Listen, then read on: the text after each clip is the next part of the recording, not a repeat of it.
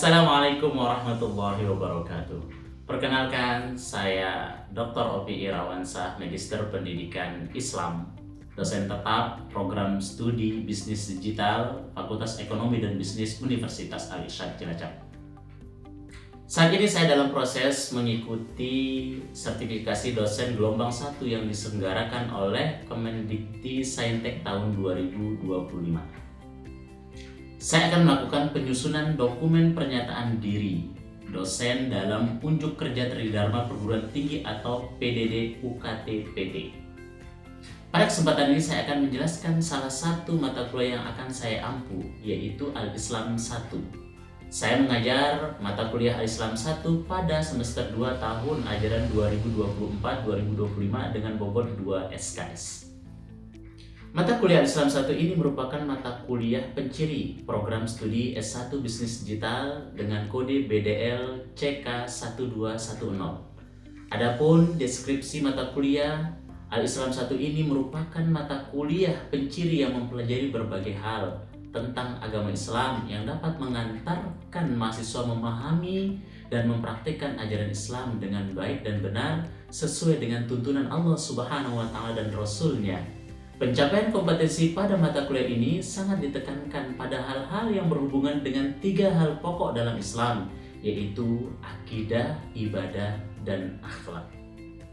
Perkuliahan Islam 1 diselenggarakan dengan pendekatan blended learning, yaitu perpaduan antara pembelajaran luring atau tatap muka langsung dan juga daring melalui platform e-learning yang digunakan oleh Universitas Al-Irsyad Cilacap, yaitu Siraka, yang dapat diakses di siraka.universitasalirsyad.ac.id dan @link.id. Mahasiswa dapat mengakses materi perkuliahan, mengunduh RPS, serta mengunggah tugas dan mengerjakan evaluasi UTS dan UAS secara online. Sementara diskusi interaktif dan presentasi dilaksanakan secara langsung di kelas. Metode pembelajaran yang saya terapkan adalah bersifat aktif, partisipatif, dan berbasis pada pengalaman nyata. Di antaranya adalah ceramah interaktif untuk membangun pemahaman yang komprehensif bagi mahasiswa tentang agama Islam. Selanjutnya, metode diskusi pada isu-isu terkini yang berhubungan dengan mata kuliah Al-Islam 1. Metode selanjutnya yaitu pembelajaran kolaboratif dengan pendekatan pembelajaran yang menekankan kerjasama antar peserta didik dalam kelompok kecil untuk mencapai tujuan belajar bersama. Dalam metode ini, mahasiswa saling berbagi ide, berdiskusi, memecahkan masalah, dan membangun pemahaman secara kolektif, bukan sekedar menerima informasi dari dosen secara satu arah, sehingga mahasiswa dapat berkembang dan berpikir kritis. Untuk capaian pembelajaran ini meliputi 1. CPL 1 bertakwa kepada Tuhan Yang Maha Esa dan mampu menunjukkan sikap religius. CPL 2 menginternalisasi nilai, norma, dan etika akademik. CPL 3 menguasai pengetahuan terkait berbagai sektor bisnis, model bisnis digital, serta ruang lingkupnya sesuai perkembangan industri. CPL 4 mampu berkomunikasi dengan baik, bernegosiasi, menyampaikan gagasan atau ide baik kepada pihak internal maupun eksternal. CPL 5 mampu menunjukkan kinerja mandiri bermutu dan terukur. Untuk capaian pembelajaran pada mata kuliah yang diharapkan adalah CPMK 1 memahami dan menjelaskan konsep akidah dalam kehidupan sehari-hari. CPMK 2 memahami dan menjelaskan konsep ibadah dalam kehidupan sehari-hari. CPMK 3 yaitu memahami dan menjelaskan akhlak yang baik dalam kehidupan sehari-hari.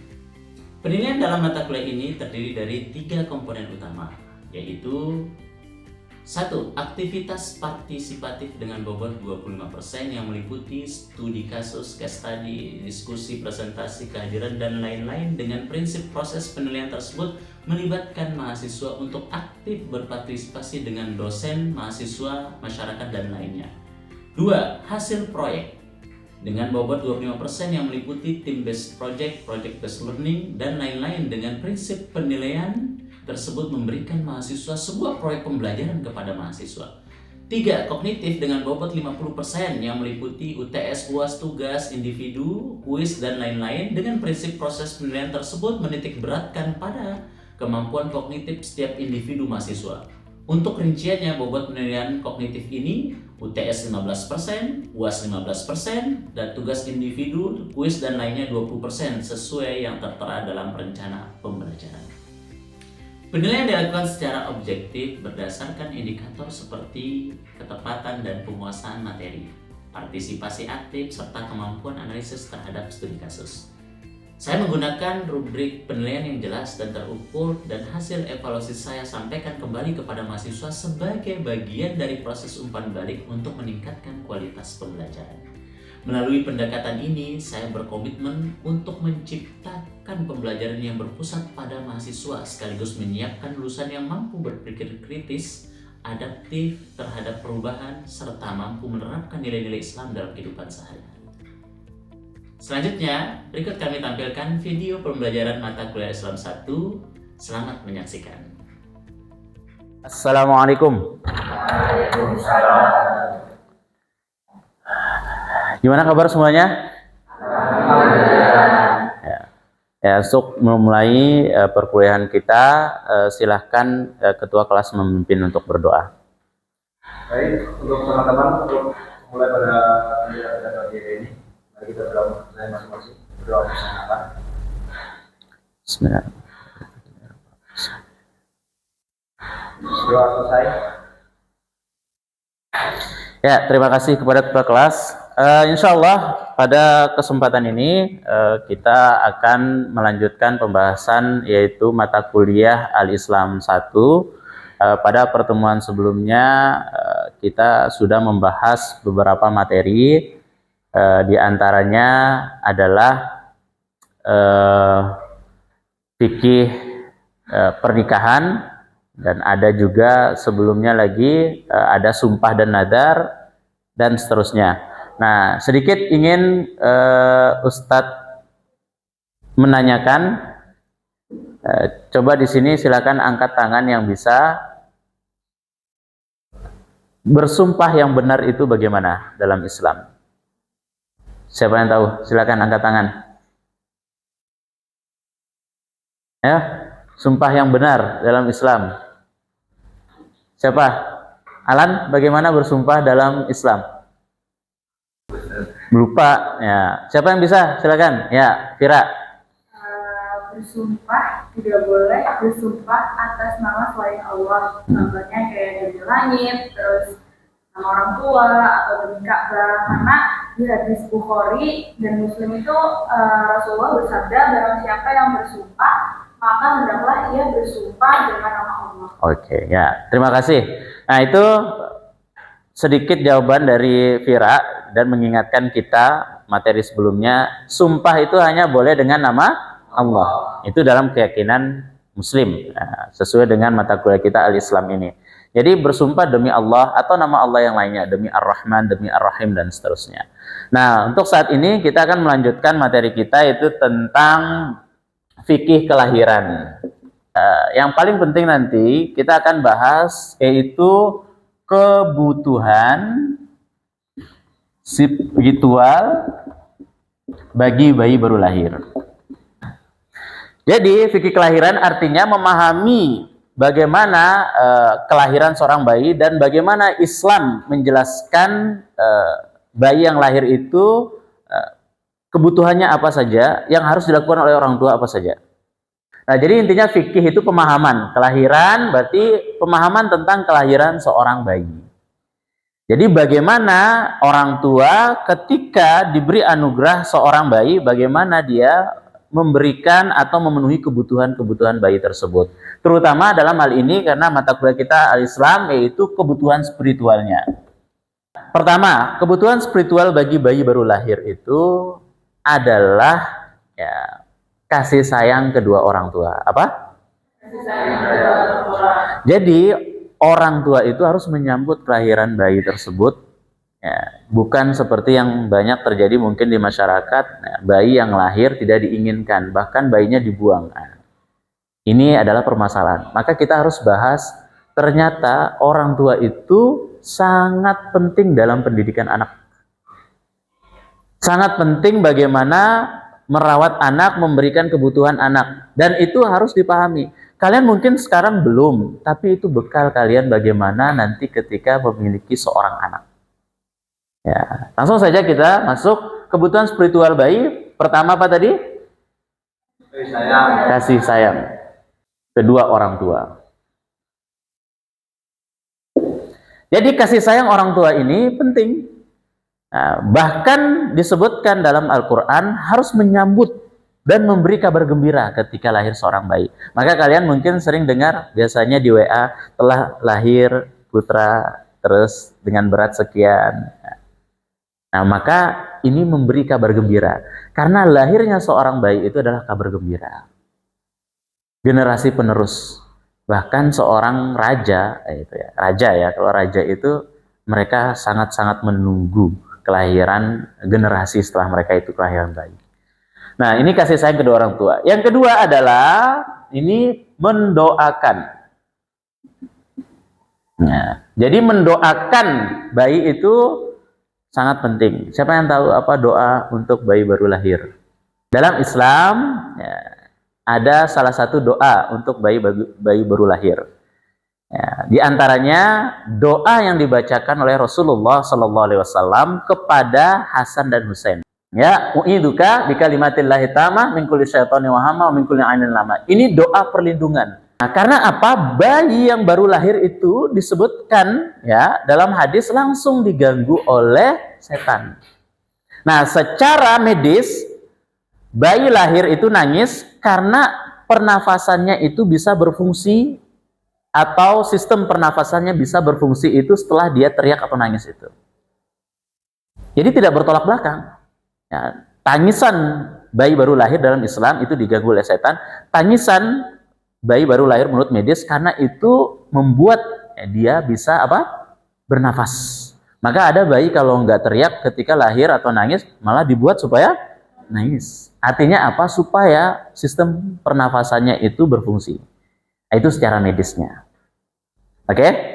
Sampai sini ada pertanyaan dulu, silakan. Kalau ada yang ingin ditanyakan. Ada? Oke, kita lanjut sekarang. Orang tuanya, ayahnya, sedikit saja kurma dikunyah. Kemudian ada yang sudah halus itu diletakkan di mulut bayi atau di langit mulut bayi tersebut. Apa gunanya? Dalam hadis disebutkan itu sebagai perlindungan bagi bayi. Kemudian juga sistem pencernaannya bayi itu akan lebih baik. Nah, ini teknik dan itu dilakukan oleh Rasulullah SAW. Caranya bagaimana? Ingat, hati-hati dalam hal siapa yang mentahnik. Kenapa? Nah, ditakutkan nanti, nah itu yang tahnik mungkin punya penyakit kan? Ya, sekarang kan ya dari air liur kan banyak penyakit. Nah, meskipun air liur juga itu adalah obat. Untuk tahnik itu tadi harus hati-hati. Orang tua kah? Ya, atau orang soleh disebutkan, tapi jangan sembarangan. Sudah ada penyakit, dikasih dia nanti menular penyakitnya ke bayi. Ini harus hati-hati. Tapi intinya ini dilakukan karena ini banyak dilupakan sekarang oleh kaum muslimin. Jelas? Ada pertanyaan? Ayo silakan. Fahmi? Ya. Ya. Fahmi, silakan bertanya. Cara teknik yang benar itu gimana ya? Ya, jadi saya jelaskan secara rinci. Ada bayi, ya, kemudian kurma, makan ya seginilah, satu, ya, bukan satu kurma, sedikit lah, ya, kurang lebih segini, ya, seujung jari telunjuk lah. Nah, kemudian dikunyah oleh orang tuanya, ayahnya. Nah, setelah itu halus ya. Nah, halus itu diletakkan di mulut bayi atau di langit di dalam. Tapi ingat harus bersih tangannya dan lain sebagainya ya. Jangan sembarangan. Sedikit saja. Ya. Kalau misalnya dikunyah tapi terus. Ya. Kalau contohnya, nah inilah bagus pertanyaannya. Contohnya dikunyah oleh orang tua atau orang soleh disebutkan. Mana buktinya? Bukan Ustadz samakan kalian dengan burung atau manusia dengan burung. Burung itu memberi makan anaknya dengan Nah, itu bedanya kehidupan sekarang dengan kehidupan dulu. Kehidupan dulu penyakit itu belum variatif ya, belum banyak. Sekarang penyakit gimana? Nah, karena apa? Dari makanan, pola hidup. Nah, makanan sekarang ya luar biasa banyak. Dulu makanan kan terbatas. Jadi intinya bukan digerus atau apa, sesuai sunnahnya dikunyah oleh orang tuanya atau orang soleh. Hukum Islamnya wajib nanti dicukur habis, pelontos, baik bayi laki-laki maupun bayi perempuan. Apa hikmahnya? Pertama, yang namanya dibawa dari lahir itu kemungkinan kotor, kemungkinan nggak kotor? Kotor. Nah, maka itu dibersihkan yang kotor itu. Kemudian yang kedua, untuk tumbuhnya rambut lebih bagus kalau dicukur seluruhnya itu. Ya, jadi rambutnya nanti lebih bagus tumbuh. Nah, kemudian yang ketiga itu perintah Allah dan perintah Rasulullah SAW. Itu yang harus kita ingat. Ya, jadi cukur rambutnya. Nah, misalnya hari ke-7 sudah dicukur dan saran ustadz yang ahli. Contoh ustadz, anak ustadz tidak ustadz yang cukur karena gimana belum terbiasa. Jadi ada yang ahli udah cepat sekali kayak biasa saja gitu. Karena itu biasanya dengan silet langsung atau sejenisnya atau yang apa itu langsung. Maka kalau yang nggak ahli takutnya kan luka. Nah, tapi kalau yang ahli kalau kita lihat enak banget tuh. Mudah sekali. Dan dia tidak takut. Kemudian selanjutnya memberi nama. Nah, memberi nama ini penting sekali. Berilah nama yang sesuai dengan agama Islam, ya. Kalau yang muslim, kalau yang non muslim ya silahkan sesuai dengan agamanya. Ya, tapi ini harus dipahami, ya. Kalau misalnya kalian memberi nama anak itu harus sesuai dengan tuntunan Allah dan Rasulnya. Dan nama terbaik, siapa yang tahu apa? Apa? Abdullah. Nah, terus pokoknya Abdun itu artinya hamba dan ada setelahnya Allah, nama Allah. Ya, hindari nama-nama yang pertama jelek. Contoh namanya apa? Ribut misalnya kan ada yang namanya. Hah? Nah, namanya dolimin karena orang-orang dolim misalnya. Artinya gini, ya, setelah kita mengetahui memberi nama itu harus nama yang baik. Usahakan namanya tahu artinya dan namanya baik. Selanjutnya yaitu menyembelih kambing. Untuk bayi perempuan berapa kambing? 1. Domba juga boleh. Nah, domba berarti minimal umurnya 6 bulan, sama seperti syaratnya hewan kurban. Jadi kalau domba minimal berapa? 6 bulan. Kalau kambing biasa 1 tahun. Jelas? Ustadz boleh dengan sapi tidak? Kalau berdasarkan dalilnya tidak sapi. Sapi tambahan boleh. Misalnya tetap sembelih kambing 1 untuk perempuan itu, mau nambah sapi boleh, mau nambah ayam boleh, mau nambah basur juga boleh. Ya, yang penting harus pokoknya kalau bayi perempuan 1 kambing. Kalau bayi laki-laki 2. Ya, dan itu dimasak, bisa ngundang orang ke rumah, bisa dibagikan ke rumah-rumah. Itu tanda syukur kita kepada Allah Subhanahu wa taala. Dan disebutkan dalam hadis, bayi yang tidak diakikohi akan tergadai. Tergadai di sini bisa artinya disebutkan hidupnya tidak baik, padahal orang tuanya mampu. Atau dia tidak dilindungi bisa. Nah, tapi intinya hukumnya asalnya tetap sunnah muakkadah. Apa? Nah, sunnah yang sangat ditekankan meskipun ada pendapat yang mengatakan diwajibkan. Tapi mayoritas ulama, kebanyakan ulama hukumnya apa?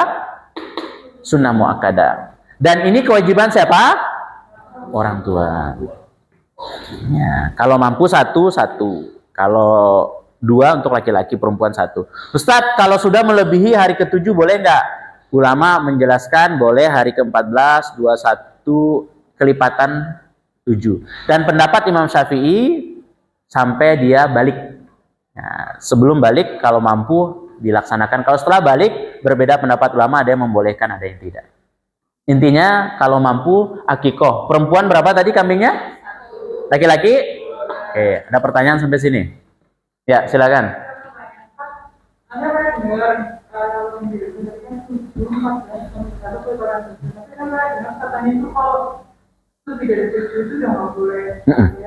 misal saya menerima akikah tersebut, tapi ternyata lebih dari 7 hari.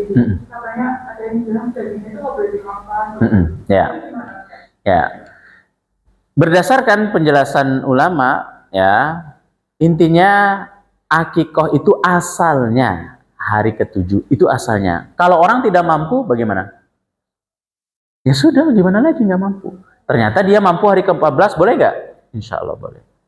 Jadi terima selama itu niatnya akikoh dan penyembelihannya benar menyebut nama Allah Subhanahu Wa Taala.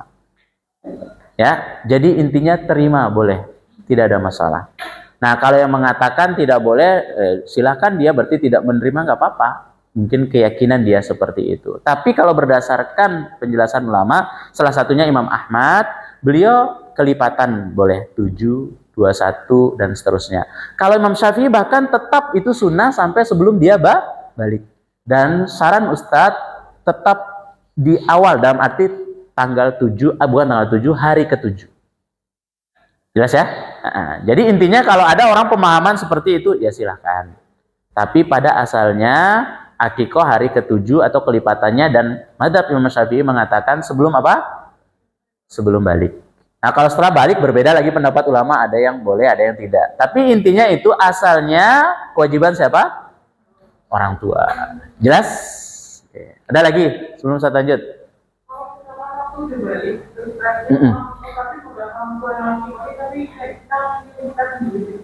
Ya, mengakikoh diri sendiri. Berbeda pendapat ulama juga.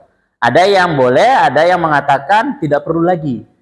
Tapi caranya kalau mau, Ustadz pilih pendapat yang di tengah-tengah. Dia mampu, kemudian dia berikan, hadiahkan ke orang tuanya dan bilang ke orang tuanya, ini untuk akikoh saya. Jadi orang tua yang melakukan tetap. Jelas ya? Karena apa? Karena hal ini ya berbeda pendapat ulama. Nah, kalau ada perbedaan, pertama kita merujuk ke Al-Quran dan hadis dan pemahaman sahabat, kemudian contoh yang dicontohkan oleh para sahabat. Jadi insya Allah sebagian ulama membolehkan. Caranya gimana tadi? Misalnya Amel ya, sudah kerja atau belum kerja tapi banyak uang, terus belum diakikoh, misalnya belum diakikoh, tapi Ustadz yakin Amel sudah diakikoh. Misalnya ini belum diakikoh. Nah, kemudian Amel bilang ke orang tua, Pak, ini saya punya rezeki, tapi saya mau diakikoh, ini saya kasih ke Bapak. Akadnya intinya tetap yang melaksanakan itu siapa? Orang tua. Mengakikoh diri sendiri tidak, karena itu kewajiban orang tua, bukan kewajiban dalam arti wajib, maksudnya dilakukan oleh orang tua. Jelas ya? Cara terbaik seperti itu. Bagaimana? Dikasih ke orang tua. Jelas? Oke. Yang lain? Siapa yang duluan? Ya, Rahma dulu.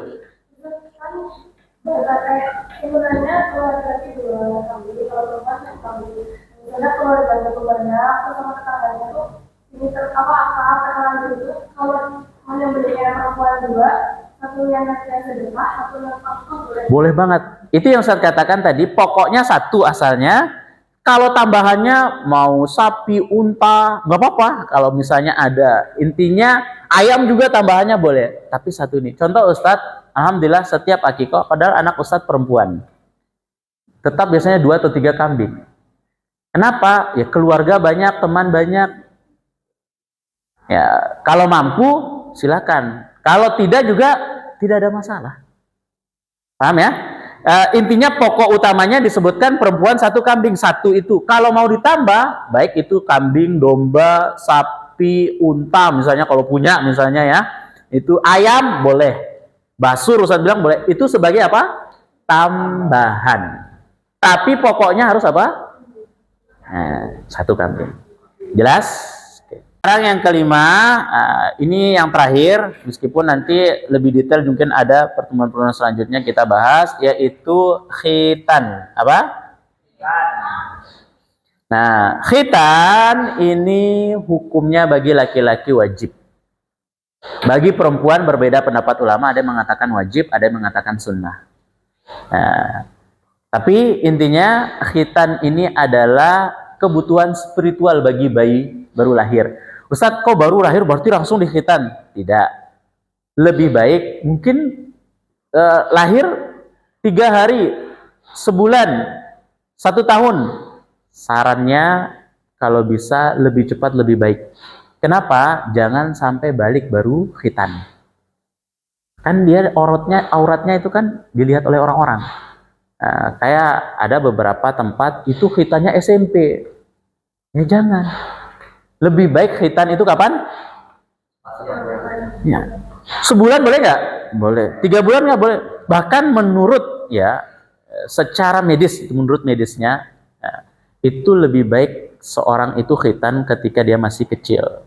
Contoh, Ustadz punya keponakan, dia punya masalah dengan pipisnya itu masih kecil, umur 3 bulan kalau tidak salah. Apa saran dokter? Khitan. Di khitan sudah nggak ada masalahnya lagi. Ya. Jadi ada orang yang khitan itu masih kecil. Ya, 1 bulan boleh, 3 bulan boleh, setahun boleh, 2 tahun. Kalau saran Ustadz, umur yang boleh ya, paling tidak itu umur 5-6 tahun. Itu sudah harus dikhitan. Karena apa? Kalau sudah balik, bahaya. Kenapa? Pertama, maaf, ketika dia pipis nggak bersih. Sama laki-laki, bisa jadi najis. Nah, bisa tidak sah sholatnya. Nah, itu masalahnya di situ. Maka khitan itu sebelum balik minimal. Tapi kalau Ustadz pribadi, lebih cepat lebih baik, umur sebulan, 3 bulan, 6 bulan, atau 1 tahun lah. Tapi paling tidak, Ustadz bilang tadi 5-6 tahun. Karena 5-6 tahun biasanya belum balik. Nah, kalau sudah balik nanti dia harus bersih suci. Nah, ketika dia ketika dia sholat itu harus suci. Kalau tidak ya tidak sah sholatnya. Ya, perempuan juga disunahkan untuk khitan meskipun ada yang mewajibkan. Ya, itu harus dikhitan juga. Ya. Wallahu a'lam bishawab. Dah, cukup ya untuk hari ini pembahasan. Kita ringkas, jadi pembahasan kita fikih kelahiran, memahami kebutuhan bayi baru lahir, terutama kebutuhan spiritualnya. Yang pertama harus ada kasih sayang orang tua. Jadi orang tua itu harus memiliki kasih sayang kepada anak, berikan kasih sayang. Nah, kalian pernah dengar istilah baby blues? Nah, kenapa? Biasanya suaminya nggak perhatian atau suaminya nggak ada. Jadi dia stres, depresi. Ya. Oke, maka yang namanya wanita itu perlu didampingi. Ya, dan laki-laki mendampingi wanita, maksudnya suami istri. Paham ya? Kemudian didoakan, bayi baru lahir didoakan dengan doa ini ya. Oke. Ustadz lupa, Ustadz sampaikan lagi masalah mengadzani dan mengikomai. Nah, itu kan terkenal kan ya di masyarakat. Apa hukumnya itu berbeda pendapat ulama. Ada yang mengatakan mengadzani dan mengikomai bagi baru lahir hadisnya lemah. Tapi ada yang mengatakan boleh mengadzani dan mengikomai dengan hadis umum. Apa hadis umumnya? Ketika dikumandangkan adzan, setan itu akan lari terbirit-birit. Ada dalil umum itu. Tapi khusus bagi baru lahir itu tidak ada disebutkan hadis sahihnya. Tapi ada doa ini yang sahih. U'iduka bikalimatillahi tamah min kulli syaitonin wa hamah wa min kulli ainin lamah. Kemudian yang ketiga apa? Tahnik. Yang keempat hari ketujuhnya diapakan? Mencukur rambut, memberi nama, dan diakikoi. Kemudian yang kelima apa? Khitan. Ya, ini ringkasan pembahasan kita tentang fikih kelahiran dan kebutuhan spiritual bagi bayi baru lahir. Mungkin ini yang dapat Ustadz sampaikan. Kurang lebihnya Ustadz mohon maaf. Kita akhiri pertemuan kita ini dengan mengucapkan kafaratul majlis. Subhanakallahumma wa bihamdika asyhadu an la ilaha illa anta astaghfiruka wa atubu ilaik. Kurang lebihnya Ustaz mohon maaf. Akhirul kalam. Assalamualaikum warahmatullahi wabarakatuh.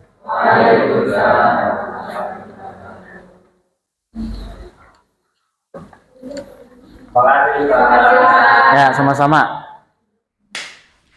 Terima kasih telah menyaksikan video pembelajaran Al-Islam 1 yang merupakan salah satu dokumen pernyataan diri dosen dalam unjuk kerja Tridharma Perguruan Tinggi sebagai syarat sertifikasi dosen. Sukses selalu untuk kita semua. Assalamualaikum warahmatullahi wabarakatuh.